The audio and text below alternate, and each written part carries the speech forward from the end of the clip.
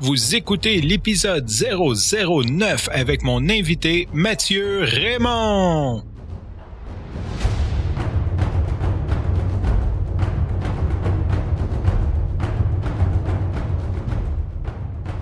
Mon nom est Francis et je suis l'animateur de ce podcast dans lequel j'ai la chance de recevoir des coureurs de tous les niveaux pour qu'ils nous partagent leur expérience, différents spécialistes de la course à pied ainsi que des gens de l'industrie de la course à pied au Québec.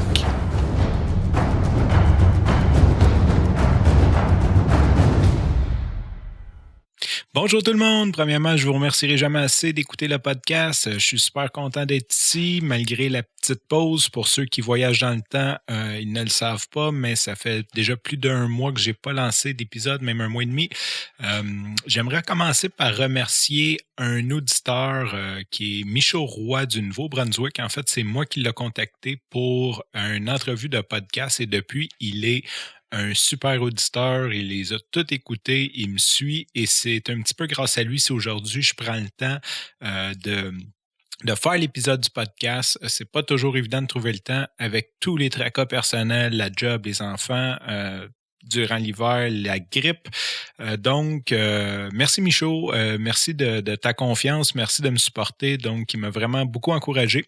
D'ailleurs, Michaud fait partie du Cardiac Athlete Group, qui est un groupe qui aide les cardiaques à les gens avec des maladies de cœur, en fait, à retourner au sport ou commencer le sport. Il va probablement venir nous parler de son parcours, comment que malgré ses problèmes cardiaques, il a réussi à faire le marathon et plusieurs autres courses. Il a même des podiums à son actif. Et aussi, comment le groupe peut aider les gens de votre entourage qui voudraient se remettre au sport malgré des problèmes cardiaques. Maintenant, aujourd'hui, mon invité, c'est Mathieu Raymond. Pour ceux qui ne le savent pas, c'est le fondateur de la compagnie Matsport. Beaucoup de gens dans le monde de la course connaissent Matsport, connaissent Mathieu Raymond puisqu'il est vraiment la tête d'affiche. Par contre, ce que beaucoup de gens ne savent pas, dont je ne savais pas avant ma rencontre, c'est que Mathieu, c'est aussi un coureur. Il a fait de l'athlétisme, il a une fiche assez incroyable au niveau canadien. C'est bien spécial. Il a fait un test, le test Graham, et à l'époque qu'il a fait le test, ils ont comparé avec les données du meilleur coureur de 800 mètres. Et il avait exactement la même technique de course. Il était juste plus petit. Il va nous en parler pendant le podcast. Donc, c'est la partie 1 de notre entrevue, je dirais, où on va parler beaucoup de son parcours de coureur, comment il aimait ça, qu'est-ce qu'il a fait. On va parler un petit peu aussi sa famille. Il y a beaucoup de coureurs dans sa famille, dont son frère Benjamin, qui est toujours de haut niveau aujourd'hui. Donc, on va parler de tout ça. On va aussi parler de comment son secret, je ne vais pas dire son secret, mais je vais dire sa recette pour qu'il ne se soit jamais blessé dans toute sa carrière, qui a quand même été assez longue. Et le prochain épisode, on va s'occuper de Matsport, donc le côté chaussure, comment ça a parti et tout. Donc, aujourd'hui, c'est vraiment Mathieu Raymond, le coureur, qu'on interview. Il va nous parler aussi en parallèle, veut pas, il va parler un petit peu de chaussures, mais sans vraiment axer sur Matsport. J'aimerais vous rappeler que si vous voulez rester au courant du développement du podcast ou si vous voulez communiquer avec nous, il y a la page Facebook au facebook.com/coureur.io. Il y a notre infolette que vous pouvez vous inscrire au coureur.io ainsi que vous pouvez tout simplement m'envoyer un courriel si vous aimeriez entendre des conseils, si vous avez des demandes spéciales ou des gens nous conseiller qui feraient de bons invités au allo, A-L-L-O, à commercial, coureur.io. Sur ce, je vous souhaite une bonne entrevue avec notre invité Mathieu Raymond. Bonjour Mathieu. Premièrement, merci de nous recevoir à ton entreprise Matsport. C'est un plaisir. Franchement, c'est tout un honneur. C'est le fun. Cool. Fait que je vais commencer tout de suite. Ma première question, c'est comment tu as commencé à courir? C'était quoi tes débuts? Comment tu as pris la passion pour... je t'ai introduit avant le podcast en intro, mais comment tu as attrapé la passion de la course? C'est familial? Comment ça a parti? C'est vraiment très drôle parce que l'athlétisme, c'est un sport qui est à développement tardif. Donc, idéalement, tu te spécialises pas là-dedans très jeune ou du moins tu touches à un paquet d'épreuves avant d'avoir une quinzaine d'années. Là, un sprinter ou un demi-fondeur, tu peux avoir des tendances, mais idéalement, tu touches à d'autres choses. Ça te rend plus fort, tout ça. Moi, j'ai commencé parce que j'avais mon meilleur chum du primaire. On se connaissait en maternelle parce qu'on était les deux seuls avec des lunettes. Là, fait que c'est nécessairement, on s'est rejoints. Des chums de Barnick. Oui, exact. Lui, il faisait de l'athlétisme parce qu'il y avait un frère et une sœur plus vieux qui en faisait. Puis je trouvais ça plate. Ils pouvaient jamais venir dormir chez nous le vendredi soir parce qu'il y avait un entraînement le samedi matin. Okay. Fait que dans ma tête d'enfant, j'ai fait 1+1 égale 2. Si je fais aussi de l'athlétisme, je vais être en mesure de faire matcher nos voyagements. Fait qu'ils vont pas venir dormir chez nous le vendredi soir. Fait que finalement, c'est jamais arrivé comme ça. Ça n'a pas marché. Mais j'ai commencé l'athlétisme de cette façon-là, vraiment dans le plaisir. Puis bon, dans ma famille, il y avait un background, mais j'étais pas nécessairement poussé vers ça. Je faisais du soccer, du plongeon, je jouais du violon, je faisais un paquet d'autres choses. J'avais jamais touché à l'athlétisme. Puis j'avais à peu près 9 ans quand c'est arrivé. À peu près 9 ans. Ouais. Puis est-ce que tu t'entraînais au moins avec ton autre ami ou oui. Tu t'es ramassé d'un autre gym, tu l'as plus jamais revu? Là, non, écoute, à l'époque, on a commencé dans les corridors de l'école Georges Vanier à Laval. OK. Fait que puis ma première compétition, il y a une histoire aussi qui vient avec ça, mais c'est plein de petites choses qui font que j'ai jamais abandonné non plus. J'étais pas particulièrement bon, surtout jeune. Puis j'ai toujours été régulier, je me suis amélioré à toutes les années, puis j'ai atteint le niveau que j'ai atteint. Toujours une constance, ouais. Comme plus technicien. J'étais pas le coureur qui avait un pic de performance de fou dans l'année, puis que le reste de cette performance était moyenne. J'étais plus tout le temps égal. Fait que tu savais à quoi t'attendre avec moi. Okay. Puis tu l'as toujours amélioré au fil du temps. À chaque année, il y avait une amélioration, mais par exemple, si une année, je faisais 1 minute 52 ou 800, ben je pouvais faire une 51, une 53, mais je faisais pas une 49. OK. C'était petit, mais petit train volant. C'est ça. Puis ton anecdote de ta première course, tu m'as piqué la curiosité. C'était un cross-country à l'Épiphanie. Okay. Fait qu'on est comme à début de saison, mettons fin octobre. Puis c'est la première fois que je vais en compétition. Puis en plus, mes parents sont pas là. J'y vais avec mon ami en question, Martin, et son frère qui était plus vieux qui nous amène là. Puis là, ben nous, la course des jeunes, c'est la première. On a tout le reste de la journée où on faisait pas grand-chose, puis on est sur une base de plein air. Et là, on décide qu'on est 4-5 de qui on s'entraîne ensemble, qu'on est là, puis on n'a plus rien à faire. On a une dizaine d'années. On décide qu'on s'en va marcher dans le bois, mais on s'est perdu dans le bois. Fait qu'on est rentré dans le bois, il était 10 heures, on est ressorti, il était 3-4 heures du matin, tout le monde de l'après-midi. Okay, parce que tout le monde nous cherchait, nous autres, on avait parlé un peu, tu sais. L'autobus vous attendait dessus. On était avec un individu, fait que c'était sa voiture, mais lui, il pouvait pas partir sans nous, là. Non, c'est pas. J'imagine appeler les parents. Ouais, je sais pas, ils ont fait la course, ils ont fait un bon temps. Ça fait un certain temps avant que je puisse repartir de ça, la compétition. J'imagine. J'ai cherché en vain sur Internet ta fiche, parce que quand on s'est parlé par téléphone, là, tu m'as un petit peu nommé tous tes exploits et avec fierté. J'aimerais que tu nous fasses un petit tour de ta fiche de coureur / athlétiste. Les gens connaissent moins Mathieu Raymond en tant que coureur qu'entrepreneur. En tant que coureur, comme je disais tantôt, j'étais très régulier, autant dans l'entraînement que dans mes performances. Ça a fait en sorte que, dans le fond, ma seule médaille au niveau national a été à 17 ans. J'ai fini 3e aux 800 mètres, puis probablement dans les pires conditions que j'ai jamais courues de toute ma vie, au niveau personnel, mais cette journée-là, ça fonctionnait. Puis les autres fois, ben je faisais les finales. Je finissais dans le top 8, top 10 au Canada pendant les 15 années qui ont suivi, ou à peu près. Programme Excellence, plusieurs années de suite aussi. C'est un programme québécois qui reconnaît les athlètes qui atteignent un certain niveau dans tous les sports. Puis j'ai des victoires, on va dire, de courses intéressantes, mais pas de niveau national. J'avais pas ce qu'il fallait pour aller à l'international, principalement au niveau de mon énergie personnelle. Je suis quelqu'un qui est toujours dans des projets. J'ai eu 3 business jusqu'à maintenant. Puis pour atteindre le niveau international, tu t'entraînes, tu dors, tu manges, tu t'entraînes, tu dors, tu manges. Tu fais ça 2-3 fois par jour, tous les jours. Tu peux te permettre évidemment des folies, mais moi, c'est rare que les gens vont travailler physiquement et qu'ils vont performer. Oui, c'est moi, je montais des business, j'étais tout le temps à gauche, à droite. Des business quand même physiques, hein. J'ai lu la première de ton père, là, qui t'a laissé un camion puis il t'a dit, il va livrer. Ben, écoute, moi, je suis né d'une famille moyenne. Okay. Fait que, j'ai jamais manqué de rien, mais mes parents se serraient la ceinture pour nous envoyer à l'école privée. C'était on vivait bien puis sans plus. Fait que mon père travaillait beaucoup. À un moment donné, quand mon frère rentrait au privé aussi, puis qu'on avait nos 2 carrières en athlétisme, veux pas, t'as des camps d'entraînement, t'as des frais de compétition, puis ça va vite. Maintenant que je paye pour ma famille, je comprends que ça va vite. Moi aussi, je comprends. Fait que mon père, il a pas eu le choix. Il a eu à avoir comme 2 travails. Et qui commençait très tôt le matin, son emploi régulier, finissait vers 2 heures l'après-midi, puis de là, il allait faire une run de palettes. Donc, il y avait un camion, un trailer, puis il allait récupérer des palettes de bois. Là. C'est ce qui sert dans le transport de marchandises vers les commerces ou vers les industries. Puis, une fois que c'est rendu, par exemple, dans un bureau en gros, la palette, il faut qu'il la jette. Fait que moi, mon père avait parti ça, puis ça arrondissait ses fins de mois, puis ça payait nos dépenses d'entraînement, puis ces trucs-là. Qu'est-ce qui faisait avec les palettes? Excuse-moi, je suis un petit peu curieux. Dans le fond, souvent la palette arrive en fin de ligne puis est brisée. Okay. Fait qu'il la récupère. Lui, ce qu'il faisait, c'est que il la mettait sur le trailer, il la mettait sur son terrain, après ça, il la faisait réparer, après ça, il la revendait. Okay.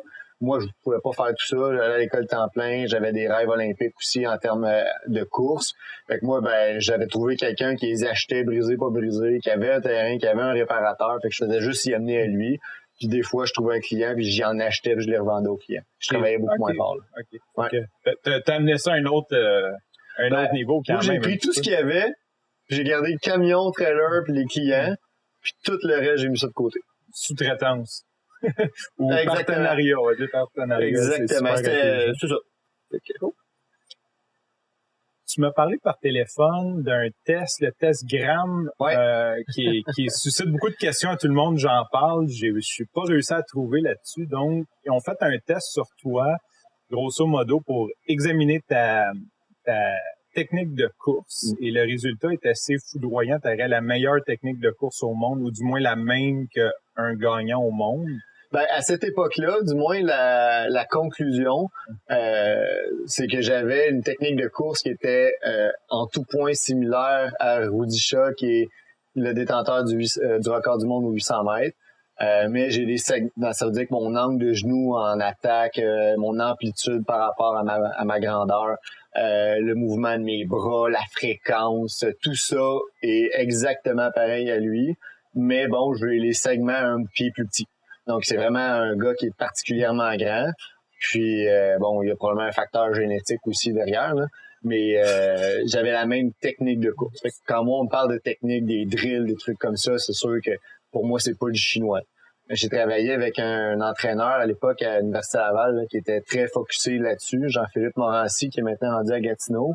Puis, à un moment donné, on faisait des drills, les drills communs, là, les A, les B, les C, que presque tous les coureurs connaissent. Pour moi, c'était rendu de la poutine. Un éducatif, techniquement, t'es supposé apprendre avec ça, l'éducatif. Puis moi, j'apprenais plus. Je veux dire, on les avait tellement fait, je les maîtrisais, ça allait. Fait qu'à un moment donné, je le regardais, il me dit... Puis là, c'était trop facile, il y avait pas grand-chose à corriger. Fait qu'il me dit... Ah ouais, là, je peux pas te demander de le faire rien que sur un pied. Je le regardais, pourquoi pas? Fait que je me dis, t'as bien raison, pourquoi pas? Puis là, on s'est mis à massacrer ces drills-là, mais ça faisait travailler mon cerveau, ça faisait travailler différemment, je me concentrais sur différents trucs, puis là, j'ai beaucoup progressé. Puis là, à un moment donné, on voulait optimiser ma performance où on en était, puis on avait plusieurs options. On a décidé de regarder du côté technique de la chose, parce que l'université, avec le conseil de sport de haut niveau, nous donnait l'opportunité de financer cette recherche-là.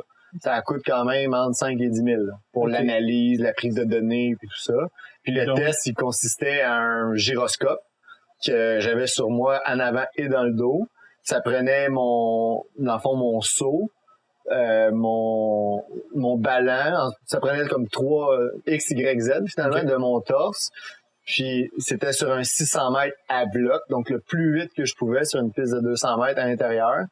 Puis, sur une période d'à peu près 30 mètres, il prenait une vidéo en je sais pas combien d'images par seconde pour décortiquer chacun des mouvements que je faisais, pour voir s'il y avait un défaut dans ma technique. Puis le résultat, c'est celui qu'on a dit tantôt. OK. Ouais. Une technique parfaite. Puis si, mettons, est-ce que c'est un test qui est possible de passer? Mettons, quelqu'un de riche qui court, qui veut comme vraiment se comparer. Je pense que oui. Je pense pas que ce soit quelque chose qui est facile à trouver, mais le GRAMME, G-R-A-M-M-E, c'était le programme à l'époque à l'Université Laval qui l'offrait. Il doit en avoir aussi dans les autres universités. C'est vraiment la science du mouvement. Okay. Mais assurément que c'est quelque chose qui est possible de trouver, mais c'est extrêmement exigeant comme test. Ouais, moi, on l'avait fait sur 600 mètres parce que mon épreuve était là, autour du 800, mais c'est vraiment exigeant. C'est tough.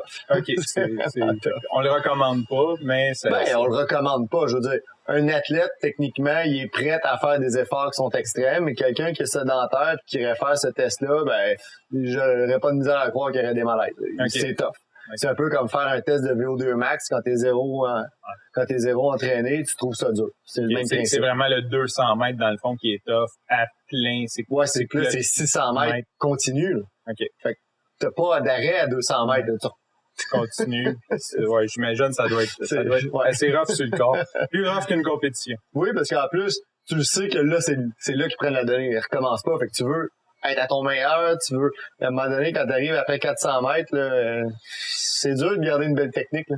Ouais, j'imagine. Voilà. Puis c'est-tu pesant, les gyroscopes, ou? C'est un peu encombrant. Je veux dire, c'est des straps, je sais pas comment l'expliquer là verbalement, mais c'est collé sur ton corps, c'est fait pour prendre vraiment le mouvement, fait que ça peut pas bouger, ça bouge avec toi. Puis tu sais, ça compresse un peu ton chest nécessairement, fait que quand tu respires, surtout quand tu es en capacité maximale, ta cage thoracique elle bouge beaucoup, puis c'est un petit peu encombrant, mais sinon c'est correct au maximum. Ouais. C'est un peu comme le feeling d'une veste par balle, j'imagine. Ou... Je n'ai jamais porté. Ouais, non, c'est plus une ceinture avec vraiment un petit bidule au centre. Puis tu sais, t'as des sensors sur les jambes du côté de la caméra, fait que d'un bord c'est à l'intérieur, de l'autre bord c'est à l'extérieur, fait que comme ça ils voient vraiment le mouvement. Parce que le meilleur image que je pourrais donner, c'est on voit des fois comment ils font les mouvements dans les jeux vidéo là, pour rendre ça réaliste. C'est un peu le même principe, mais pour la course, c'est le décortique en analysant les vidéos qui existent des meilleurs coureurs au monde. OK. Puis ils font l'analyse entre les deux. Ils comparent. OK. Ouais, fait que l'angle de ma jambe, l'angle de mes bras, ma position, mon inclinaison du torse, mon impact au sol, ma distance parcourue en hauteur qui est celle qu'on souhaite le moins, là, parce qu'on veut avancer vers l'avant. Tout ça était des données qui étaient analysées. J'imagine, c'est ça, mais c'était cher, mais ça fait déjà un bout que tu as fait ça. Ouais. J'imagine que la technologie aujourd'hui doit avoir facilité le... Mais je pense que le plus dur, c'est pas tant la prise de données, c'est l'analyse au bout. Là. Sauf que avec les ordinateurs, j'ose espérer qu'avec les ordinateurs, la recherche et tout, ils ont dû beaucoup simplifier... Probablement. C'est comme la reconnaissance vocale et tout. Je veux dire, aujourd'hui, c'est envoyé sur un serveur, puis ça nous revient, ça nous dit qu'est-ce que c'est. Dans le fond, tu sais, on a de la technologie. Ouais. Sûrement qu'il y a 10 ans, c'était beaucoup plus d'analyse, des mesures manuelles etc. Ouais, là, je peux pas parler pour les scientifiques, mais ce que je me rappelle, la difficulté, c'est qu'il n'y a pas de données sur ces gars-là. Okay. Fait les miennes, ça va. Je veux dire, on a tous les capteurs, puis ça se fait bien. Mais le reste, c'est que t'as une vidéo YouTube, puis t'analyses ce que tu vois. Fait que tu sais, t'as des prises de vue, tu vas chercher ton angle, des trucs comme ça. C'est eux qui sont difficiles à avoir pour comparer. Là. C'est la comparaison. C'est pas de la personne, ouais, c'est plus la comparaison. J'ai aussi vu, on a parlé de tes entreprises, de tes 3 entreprises. J'ai vu qu'à un moment donné, tu as organisé le défi Viking le temps que tu étais à l'école. Ouais. OK. Premièrement, c'est quoi le défi Viking pour ceux qui nous écoutent? Ben, dans le fond, pour commencer, la compagnie de palettes, c'était un à côté, dans le sens où j'étais tout seul, je faisais mes affaires, puis j'organisais mon horaire. Puis là, pour ça, j'étais allé vivre à Québec. Je fais mon bac en admin, donc là, j'avais déjà un petit peu de connaissances, mais je savais que je voulais partir d'une compagnie du type Matsport après, puis il me manquait un bout. Okay. J'avais jamais géré d'employés, j'avais pas géré une clientèle non plus. Je veux dire, c'était quand même basic ce que je faisais avant. Fait que je voulais faire les dents sur autre chose. Et là, j'ai vu les courses à obstacles aux États-Unis, à quel point c'était complètement hallucinant. Je sais pas si tu te rappelles, à peu près en 2011, à quel point les gens se promenaient des casques de Vikings sur la tête, puis ils mangeaient des pilons de dinde parce que c'est plus gros, puis ils sautaient dans la boîte. C'était vraiment la course de l'heure. Puis il y avait des rassemblements de 5-10 000 personnes faciles. Puis je me suis dit, la prochaine étape, c'est que ça s'en vient au Canada. C'est sûr. Puis quand j'ai décidé de lancer le projet, on était les seuls au Canada à avoir ça. Après ça, l'année suivante, il y en a eu 5, puis 2 ans après, il y en avait 30, puis aujourd'hui, il y en a 200 000. Ouais, ça finit plus. Aujourd'hui, chaque ville a sa course à obstacles. Exact, puis des fois, il y en a plus qu'une dans l'année. Comme à Québec, là, j'ai décidé de lancer ça. Aussitôt qu'on a fini la session, j'ai lancé ça avec une associée là, qui m'a aidé à faire tout le branding. Puis on a monté un peu le concept du défi Viking, qui était un peu calqué sur les autres, mais à très petite échelle. Puis la première édition, on s'est cassé les dents. On a vraiment eu toutes les misères du monde. Heureusement, on avait une compagnie d'événementiel qui s'était associée avec nous autres, une mise en contact qu'on avait, puis qui nous a aidé à faire en sorte que personne meure. OK, c'est à ce point-là. Là, oui, on a eu de la misère. On a eu beaucoup de misère. C'est quoi les misères qui ont été rencontrées? Ça m'intéresse un petit peu. Mon Dieu. Dans les misères qu'on a eues, il y a eu... on passait dans un ruisseau. Puis la montagne, on est allé au Mont-Sainte-Anne, puis le Mont-Sainte-Anne, on leur a présenté ça, ils connaissaient pas ça, on a signé une exclusivité, puis c'est ça qui nous a sauvés pendant 3 ans après. Mais là, ils nous ont dit, OK, vous passez dans la rivière, je me souviens plus de son nom, là, mais elle est toujours à sec. Quand vous arrivez en septembre, là, elle est tout le temps à sec, faites-vous-en pas. Puis toute l'année, je vais faire mes parcours, je vais sur le terrain, il y a 1 pied d'eau. Ça ne dépasse jamais mon genou, il n'y a pas de problème. Parfait. Et là, en septembre, comme fin août, la saison des ouragans aux États-Unis, ça finit par s'en venir ici. Et là, on a eu les restes de Katrina la veille. On montait les obstacles et il y avait le déluge. Et là, évidemment, toute l'eau de la vallée de Mont-Sainte-Anne se ramasse dans cette rivière-là, qui est la Jean-Larose, je pense. Okay. Puis, il y avait de l'eau, là, mais de l'eau, là. Les gars de 6 pieds, ils touchaient pas à terre, mais c'était une rivière, tu sais. Il y a du courant en plus, il y a pas juste de l'eau. Mais j'ai pas le choix de passer par là. Je suis obligé, mais là, il y a 1 pied d'eau, j'avais pas prévu de sauveteur. Fait que là, finalement, j'ai trouvé les sauveteurs, puis on était correct. Les gens ont passé, mais il y en a 2 ou 3 qui se sont fait récupérer le sauveteur parce qu'ils partent au courant. Fait que, il y a eu ça. Puis il y avait quelqu'un qui nous avait écrit, que je connaissais pas, qui était un client, qui nous avait écrit, il dit, moi, j'ai peur de l'eau. Je vois dans la description qu'il y a du feu, un paquet d'affaires et de l'eau. C'est quoi l'eau qu'il y a? Et là, je me base sur la montagne, puis je dis, il va y avoir à peu près 1 pied d'eau sur 4-5 pieds de large, puis c'est ça l'eau que tu vas avoir, rien de plus. Là, il arrive à ça. C'est son premier obstacle. Il aurait pu virer de bord, là, mais il a décidé qu'il continuait. Okay. Puis il a fini la course. Il l'a tout fait. Mais la première chose qu'il a faite, il n'a pas passé une arrivée, mais il m'a enligné direct. Il a dit, c'est toi, ça. Puis là, il s'est mis à m'engueuler. Là, je voyais être en état de choc, puis je l'ai amené à l'équipe de secouristes, et ils l'ont calmé. Puis là, on s'est approché de l'espèce de gros stage en bois massif. Puis là, il m'a demandé de le rembourser. Je fais, écoute, oui, tu sais, je veux dire, regarde, à un moment donné, une gestion de crise, je suis pas à 80$ pour ma vie, là, tu sais. Fait que, il m'a dit merci, j'ai redonné, puis il a tapé, là, avec à côté de ma face, mais sur le gros beam en chaîne, là. J'ai vraiment eu peur. Okay. Il a frappé avec son poing, là, j'ai eu peur. Puis ensuite, il est parti, je n'ai plus jamais entendu parler. Okay. Il m'a dit comme ça, il aurait pu revirer de bord. Je l'ai remboursé de toute façon. Ah oui, c'est ça. Mais c'est un vrai viking. Ouais, c'est un vrai viking. Il a traversé l'eau, il a conquis sa peur, puis... Pendant le vrai viking, l'année d'après, on s'est mis à faire des petites infopubs sur les vikings. Mais c'est quand même une société qui est pas super bien connue, puis l'information qui est véhiculée est pas tout le temps acceptée. Et là, il y a un monsieur qui s'est mis à nous tirer des tomates sur les réseaux sociaux parce qu'il était pas d'accord avec les facts qu'on donnait sur les Vikings. Tu sais.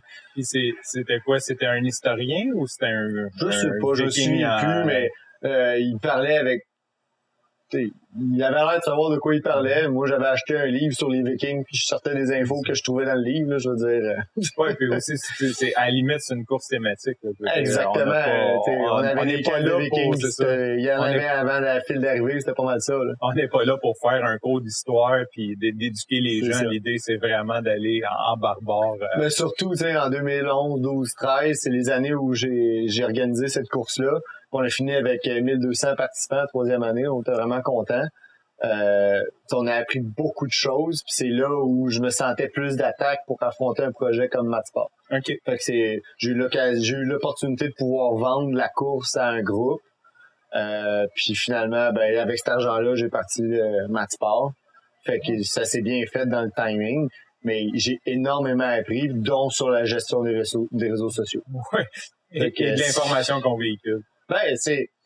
Les gens réalisent pas le pouvoir nécessairement qu'ils ont avec ça. Puis c'est parfois justifié, mais pas toujours. Puis il y a des fois où tu pourrais juste écrire en privé et dire je suis pas d'accord avec ça. OK, merci de l'information plutôt que de le faire at large. C'est là où, à un moment donné, il y a le pouvoir des réseaux, mais il y a aussi le contrepartie. Là. C'est certain, mais généralement, ça place tout le temps. Là. Mais je pense qu'aujourd'hui, les gens sont plus éduqués aussi à ce niveau-là. Ils comprennent un peu plus l'impact qu'ils ont sur les entreprises, surtout l'entreprise québécoise. Je veux dire, une multinationale va s'en remettre. C'est bien difficile de les faire tomber.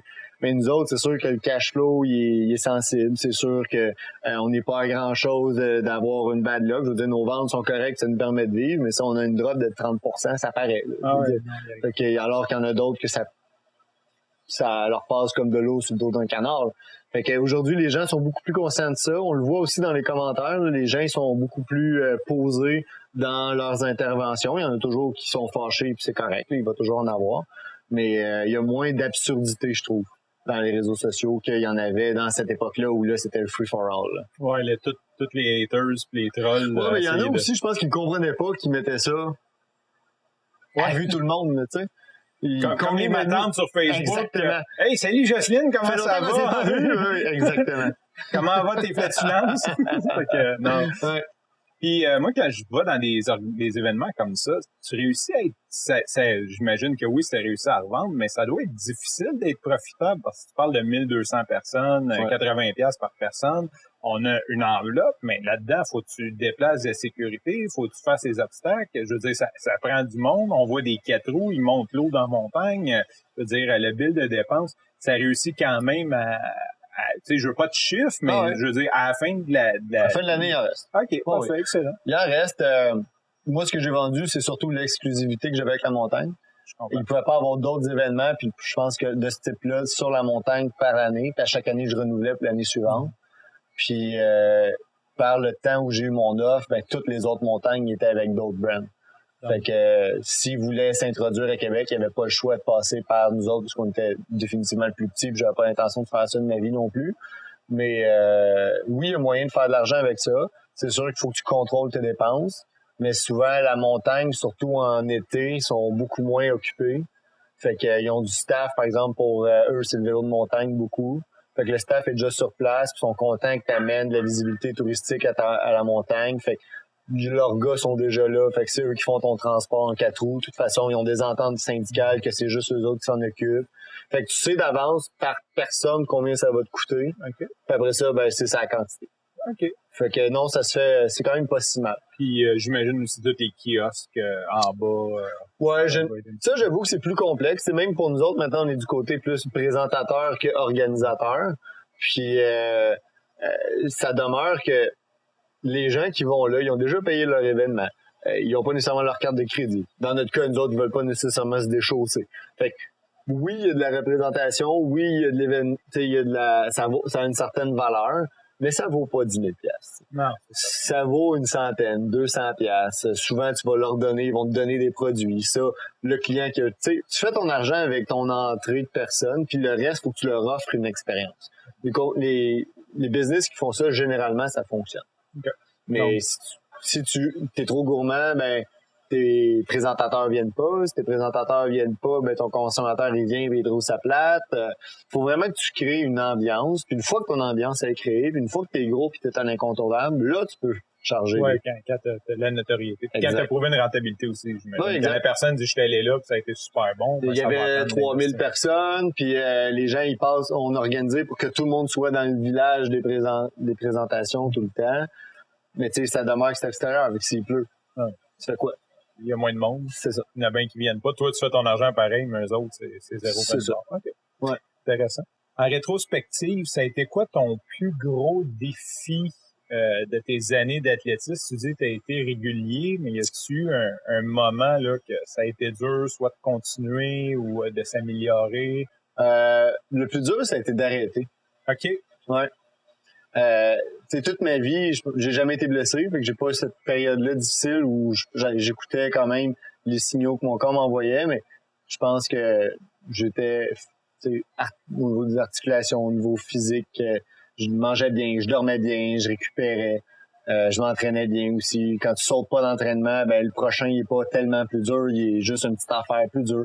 J'ai eu la chance aussi de travailler avec des excellents coachs. J'ai commencé jeune dans mon développement avec Katia qui était vraiment pour nous faire aimer la course.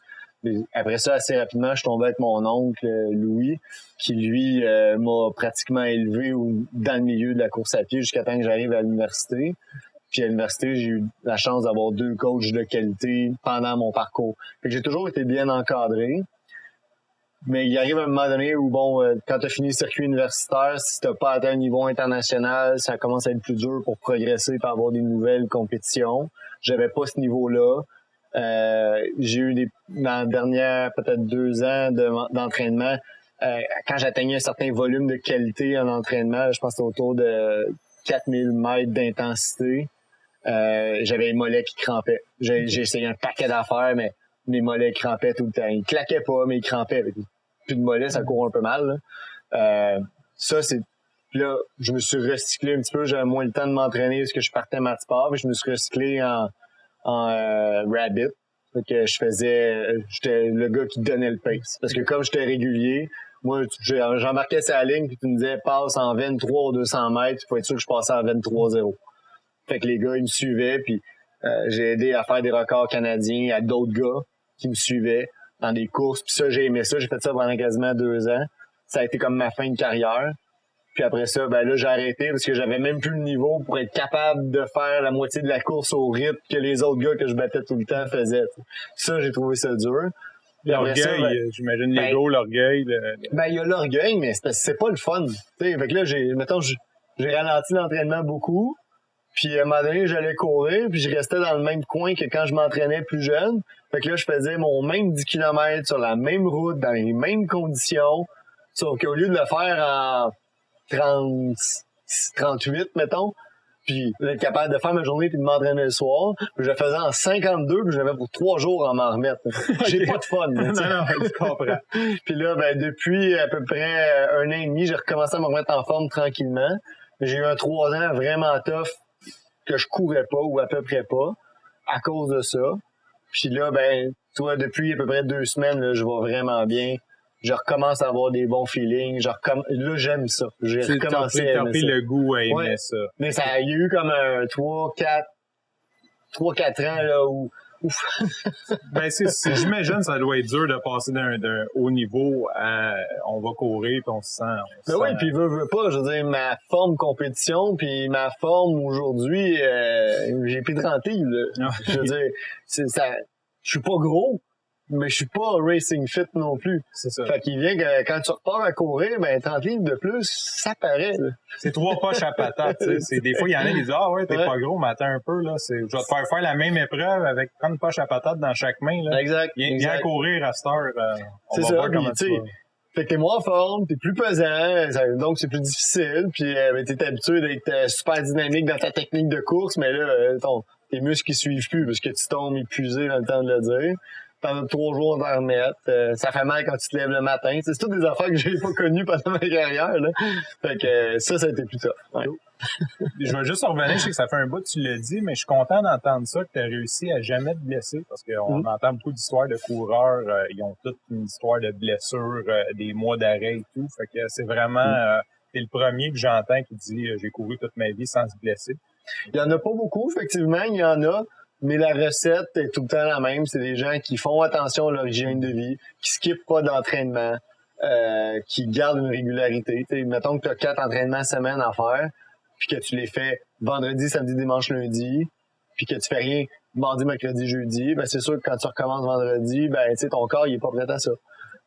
C'est d'avoir une régularité, d'être bien chaussé nécessairement. Puis là, je parle pas de ma paroisse, mais je veux dire, c'est certain. Ta chaussure, faut qu'elle soit adaptée en fonction de comment tu cours ou comment tu l'utilises. Sinon, c'est un peu comme mettre des tailleurs de 21 pouces sur une Honda Civic, ça marche pas. C'est certain. Moi, c'était le premier conseil. Première fois que j'ai vu un coach de course me regarder les pieds, il dit tes mauvaises chaussures sont mal attachées. Non? Commence bien.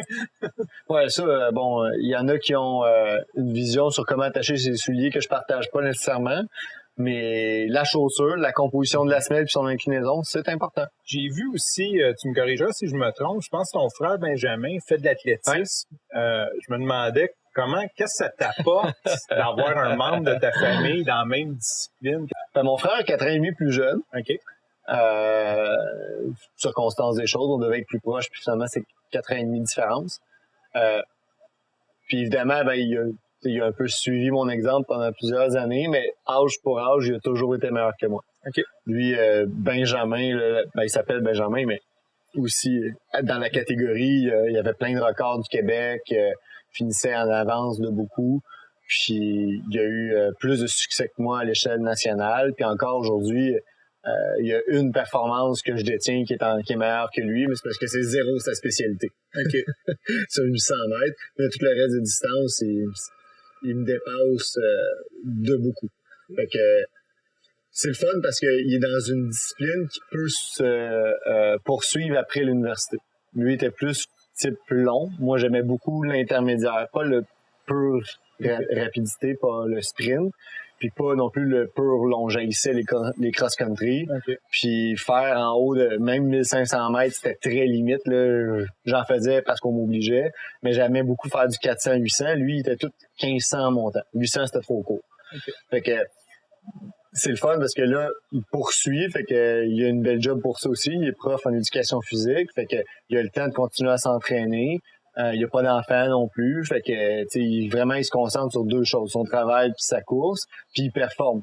Donc ça c'est le fun parce que là il fait la promotion de nos produits, puis je veux dire lui il est fier aussi d'être ambassadeur de la marque de son frère, puis ça fait aussi que des fois on a le même réseau, on se comprend sur certaines affaires, puis des fois ma conjointe trouve ça plate un peu un souper de famille parce que tout le monde parle de course. Mais à côté, elle non, non, mais veut pas, elle devient dans le milieu. Là. Ça fait elle connaît tous les noms, elle connaît tous les temps. Ouais, je suis pas sûr qu'elle les replace, mais c'est sûr qu'elle en entend parler tout le temps. Fait que non, ça c'est le fun. Puis en même temps, tu sais, je le fais pour des gars comme lui, je le fais pour des gars qui sont sur le divan puis qui veulent commencer à courir. Je le fais vraiment pour ça. Fait que d'avoir des têtes d'affiche qui en plus sont de la famille, c'est sûr cool. Que ça donne. Fait que t'as été un petit peu son modèle, dans le fond. T'as toujours eu comme quelqu'un qui te suivait.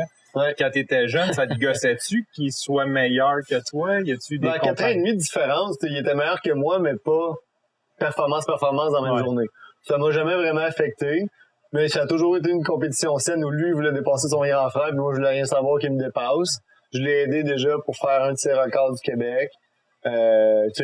Mais on était trop loin pour qu'il y ait une compétition. OK, parfait. Puis il y avait pas personne qui vous ramenait, là. T'arrivais pas voir un ancien coach puis dire, hey, ton frère, là, il est bien meilleur que toi. Non. Ben, lui, peut-être, faudrait lui demander, je pense lui, pas. ça le faisait dire, t'es bien meilleur que ton frère. Mais en athlétisme, c'est pas du tout la mentalité, tu sais, c'est beaucoup, tu as fait ça la dernière fois, on a fait ça comme entraînement, puis en fonction de ce que je perçois comme split en entraînement, je pense que tu vaux ça. Voici comment je pense que tu es capable de le faire. Maintenant, fais-le. Fait que c'est beaucoup centré sur ta performance à toi plutôt que sur celle d'un autre. Puis à un moment donné, il vient où tu te dis, bon, ben lui, il aime beaucoup courir en avant, mais il casse en fin de course. Fait que si c'est une course stratégique, vas-y mollo, puis dépasse-la à la fin. Moi, j'haïs ça, ces courses-là. J'aime pas ça. J'aime mieux quand on donne le meilleur de nous-mêmes, puis qu'en bout de ligne, le meilleur coureur va gagner. Mais surtout en demi-fond, il y a une stratégie qui est là. Puis je peux pas dire que je l'ai mieux utilisé. Là. Ça m'est arrivé de faire des courses stratégiques. Puis ça s'est parfois bien soldé, puis des fois moins. Mais ça fait partie de la game. Mais sinon, autrement, c'est un sport qui est très individuel. OK. Fait que c'est vraiment, dans le fond, on se bat contre soi-même. Là, je me demandais comment ça se passait d'un milieu familial Ouais, mais tu sais, même, tu sais, là, je te parle de compétition athlétisme, mais même milieu course sur route, c'est beaucoup d'entraide. C'est suis-moi, puis ou go, lâche pas, t'es capable de faire ça. C'est très...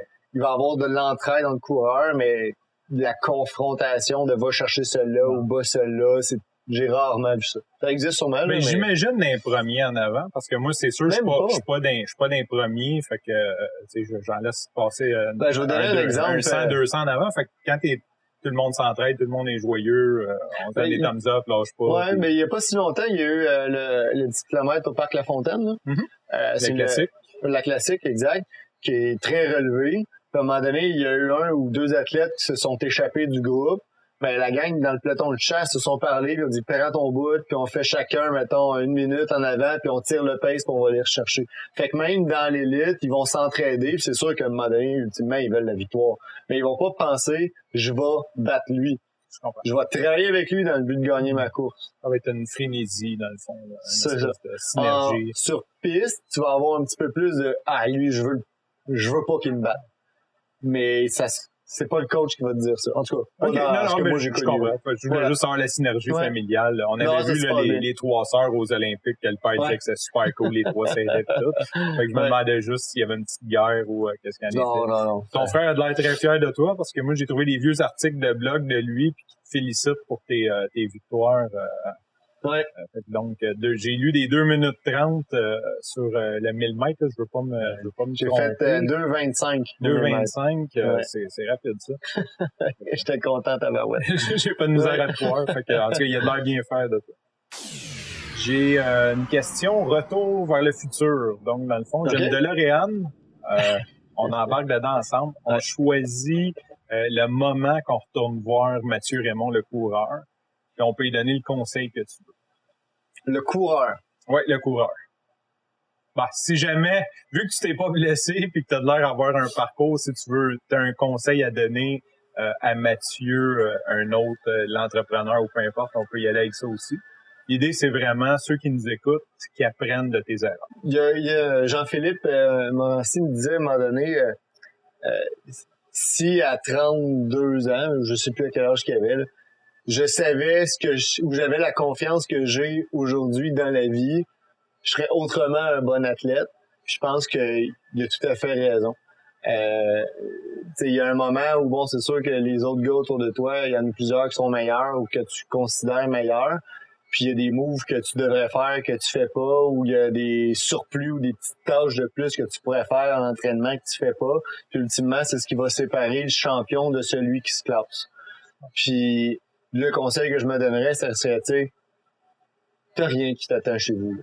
Je veux dire, ton souper, il va être prêt. Fait que même si tu prends 5-10 minutes de plus pour faire tes étirements, fais-le. Tu sais, le petit extra à la fin que des fois, il te tente pas parce que t'as fini ta journée, là. J'aurais probablement été un meilleur athlète si j'avais fait ça, mais ça aurait probablement pas changé l'issue. J'aurais pas fait des Olympiques plus. Là, se mettre à arrêter un meilleur. J'aurais été un meilleur athlète. OK. Ouais. Fait qu'on prend le 5 minutes de plus pour le bout. C'est un très bon conseil pour moi, je m'étire jamais. Tout le monde me dit prends 5 minutes, étire-toi, je sais pas, je kiffe. C'est pas tout le monde qui croit en l'étirement. Mais au-delà de l'étirement, tu peux quand même avoir une période de récupération. Ça peut être une récupération active, ça peut être faire des petits poids. Moi, je faisais à un moment donné des poids, puis ça développait ma cage thoracique. Je peux pas dire que ça m'a aidé de façon fabuleuse, puis que j'ai vu une différence énorme. Mais ces petits détails-là font en sorte qu'à un moment donné, ça s'accumule, puis ça donne un résultat. Okay. Ces petits détails-là, on a souvent tendance à les négliger. Fait que le conseil que je donnerais, ça serait ça. Merci. Maintenant, on est déjà nos questions intervalles. Fait que pour te donner une idée, c'est des questions qu'on répond rapidement. Si tu sens le besoin de développer, tu peux développer, mais c'est surtout, c'est comme la même liste de questions que je pose à tous les coureurs pour avoir un petit peu leur son de cloche. Fait qu'on court avec ou sans musique? Sans musique. Pour la concentration, pour pouvoir écouter les signaux que ton corps t'envoie. C'est trop facile de mettre la switch off quand t'as de la musique, puis c'est là où tu fais des fractures de stress puis des fascites. Conseil course que tu donnes, que tu peux donner at large? Apprendre à bien courir avant d'augmenter la vitesse puis le volume. OK. On fait ça comment? Idéalement, tu as un entraîneur qui te suit, qui est qualifié puis qui fait des choses comme il faut. Mais c'est beaucoup. C'est vraiment d'avoir des gens qui te regardent, parce que c'est extrêmement difficile de se regarder soi-même. Ouais, puis d'avoir une chaussure qui s'adapte à ton ambition de technique de course, ça permet justement de favoriser une bonne technique. Mais c'est difficile, par exemple, de courir avec un cumulus sur la pointe des pieds. Il y a un dénivelé trop gros, la chaussure est trop pesante, trop structurelle. C'est difficile. Okay. Mais avec un Kinvara ou avec un mat sport adapté, ça se fait. OK. Ton accessoire indispensable? Mes running. C'est clair. Tout le monde répond ça, mais ouais, cool. Ben, tu sais, là, depuis peu, je cours avec une montre GPS, puis j'aime ça, mais je refuse de le regarder pendant que je cours. T'sais. La course, c'est une question d'émotion, c'est une question de sensation. Si tu te coupes de ça, tu vis pas la course. Fait que la seule chose que tu as réellement besoin, c'est tes souliers. Ton prochain défi? Écoute, j'ai un secret interne de vouloir éventuellement... Ça, on aime ça, les secrets. Vas-y, il y a personne qui écoute. Boy, je vais-tu vraiment dire ça? Je me peinture dans le mur. Mais j'aimerais ça faire un Ironman bientôt. Okay. Maintenant, bon, j'ai pas le niveau d'entraînement encore, puis il va falloir que je fasse beaucoup de sacrifices pour y arriver, mais dans les prochaines années, je veux en faire un. Je veux l'essayer. Tu déjà nagé, fait du vélo? Je suis un ancien sauveteur, sauveteur moniteur de natation. Puis en vélo, je me débrouille bien aussi. J'en fais depuis 2-3 ans. Mais c'est tout ça ensemble. Ouais, les trois. C'est tout ça ensemble. Il n'y a pas de question que je finisse après le temps, là. Tu sais, moi. On profite-tu du podcast pour se donner l'objectif? Quelle année qu'on fait ça? Eh boy. Peut-être dans le prochain podcast, là, mais pas celle-là, je suis pas prêt. Excellent. Good. T'as-tu une ressource à conseiller, que ce soit un livre, une application? Ça peut être plus large que la course, mettons l'étirement. Quelque chose que t'aimes utiliser, que t'as lu, un site web. À part Matsport. Moi, je conseille vraiment un entraîneur. C'est, tu sais, un entraîneur, un groupe de course, c'est tellement magique parce que là, la gang t'attend pour aller courir. Fait que la journée que ça te tente pas, tu le sais que si tu y vas pas, tu leur fais perdre 5 minutes parce que eux vont t'attendre. Puis quand tu y vas, ben ça va mieux, ça va plus vite. Des fois, il vente ou il pleut, mais t'es 25 t'attends à aller courir en même temps quand il pleut puis qu'il fait froid. Tu vas y aller. Fait que le groupe, regroupez-vous. Tu sais, courez pas juste chez vous. Mm-hmm. La course, c'est aussi collectif. Cool. Parce que moi, c'est sûr, j'aime, on dit en anglais accountability. Là. Quand t'as un entraîneur, ben c'est sûr que t'as quelque chose à remettre. Tu veux pas en manquer non plus entre tes rendez-vous. Tu veux pas dire j'ai foiré la semaine passée, j'ai rien fait. Excuse-moi, coach. On va courir moins vite aujourd'hui, tu sais, tu veux pas arriver là. Oui, puis t'as ton groupe aussi qui progresse, fait que si t'en manques trop, ton groupe, t'es suivras plus, là. C'est ça, exactement. Fait que non, ça, il y a le bout, là, où c'était plus difficile, c'est que je courais aussi tout seul, parce que j'étais pas particulièrement fier de mes performances, puis de toute façon, le groupe que je connaissais, il courait ben trop vite pour moi. Fait que ça m'a manqué, puis là, ben, j'ai trouvé une autre façon, mais d'avoir un groupe, c'est magique, c'est vraiment magique. Je pense en autre. Si on veut te contacter? Mathieu@matsport.ca. C'est la meilleure façon. Je réponds à peu près je réponds à tout le monde dans les 24-48 heures. Cool. Même à moi. Ben oui. Merci beaucoup, Mathieu. Ça fait plaisir. Bonne journée. Dans le but de garder les épisodes du podcast Coureur.io le plus intemporel possible, j'évite de mettre des dates, des prix ou des événements sporadiques qui auraient pu se passer durant la semaine. À ce compte, nous avons une page Facebook sur laquelle vous pouvez nous suivre et avoir de l'information supplémentaire. Je vous invite à nous joindre au facebook.com/coureur.io. Merci encore une fois, Mathieu. Merci pour ton temps. Merci de m'avoir reçu à ton entreprise. Merci de m'avoir reçu chez toi pour la deuxième partie qu'on n'a pas écoutée. C'est super que tu aies pris le temps. Je sais que c'est pas évident, que tu as beaucoup de choses en tête avec la famille, l'entreprise, la course, les marathons, les événements. Donc, merci beaucoup. Ça a été super cool de passer du temps avec toi. Pour les auditeurs, j'espère que vous avez aimé cette entrevue. Mathieu est vraiment un gars généreux, un passionné de course. C'est fou tous les conseils qu'ils m'ont donnés. Je veux garder du contenu pour le prochain podcast qu'on a avec lui. Je vous dévoilerai un petit peu plus là-dessus, mais il m'a vraiment super bien conseillé. On voit qu'il connaît ça, que ça fait longtemps, qu'il parle d'expérience aussi, d'expérience à haut niveau, puis ça lui fait plaisir de le faire. C'est pas juste parce que on est des clients ou peu importe, on voit qu'il prend vraiment un plaisir à nous expliquer ce qu'il sait sur autant les techniques que les équipements de course en tant que tel. Donc, merci encore une fois, Mathieu. Merci à vous d'avoir écouté l'épisode. Gênez-vous pas pour partager, nous envoyer des commentaires, nous demander si vous voulez, si vous avez des sujets, des pain points de course que vous aimeriez que je cherche un invité qui nous parle de ça pour vous aider. Gênez-vous pas à me contacter au allo@coureur.io. C'est donc le allo@coureur.io. Sur ce, je vous souhaite une bonne course.